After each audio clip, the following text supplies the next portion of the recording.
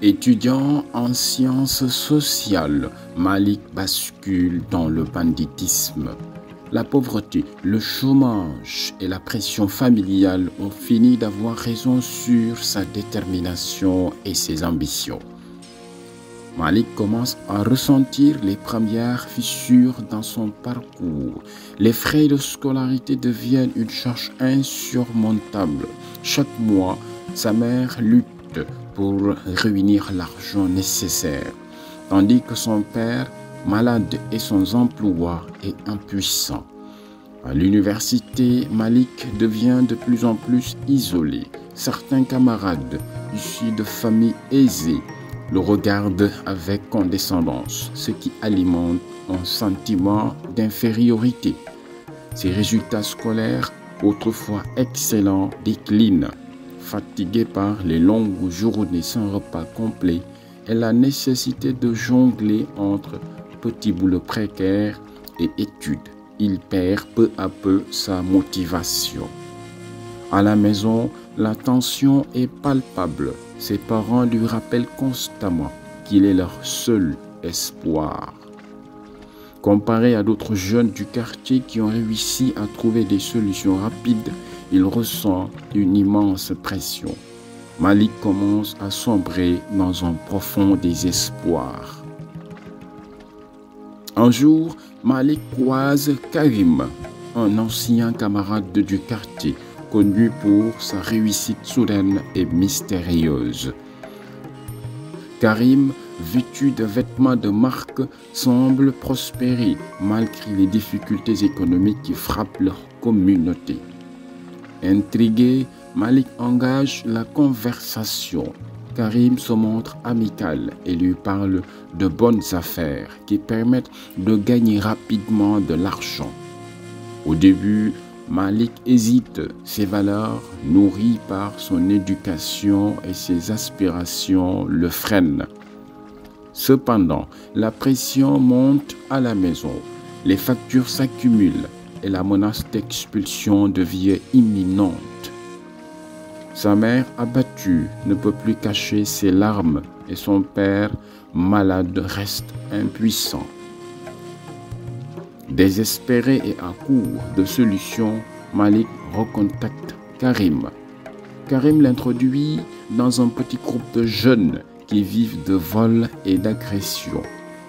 Lors de sa première mission, Malik est nerveux, mais Karim le rassure. C'est juste un portefeuille, personne ne souffre vraiment. Malik participe à contre-cœur et à sa surprise, l'argent récupéré soulage temporairement sa situation. Mais avec le temps, les défis deviennent plus audacieux. Malik justifie ses actes en répétant qu'il n'a pas le choix. Peu à peu, il s'enfonce dans cette nouvelle vie, éloignant l'étudiant ambitieux qu'il était autrefois. Au fil des mois, Malik s'enfonce dans une spirale de violence. Ce qui avait commencé par de petits vols pour aider entre guillemets sa famille évolue en agression planifiée. Sous l'influence du groupe, il apprend à rationaliser ses actes. Tout le monde se débrouille, c'est ça ou mourir de faim. Cependant, les conséquences commencent à se faire sentir. À chaque agression, Malik ressent une angoisse croissante, un mélange de peur et de culpabilité. Ses nuits sont hantées par les regards ouverts de ses victimes, mais il enfouit ses émotions sous une façade de froideur et de mépris pour survivre. Sa famille, autrefois source de motivation, devient une autre source de douleur. Sa mère s'inquiète et lui demande où il trouve fréquemment de l'argent. Malik ment, affirmant qu'il a trouvé un travail de nuit. Mais sa petite sœur, le voyant rentrer tard et souvent nerveux, commence à poser des questions. Parallèlement, Malik perd ses anciens amis et s'éloigne de l'université. Chaque jour, il s'enfonce davantage, incapable de retrouver celui qu'il était autrefois. Bien qu'il soit désormais financièrement à l'aise, un vide intérieur grandiose est en lui, le laissant divisé entre les remords et la peur d'être découvert. Lors d'une nouvelle agression, Malik dépasse les limites. Une altercation tourne mal et sa victime est gravement blessée.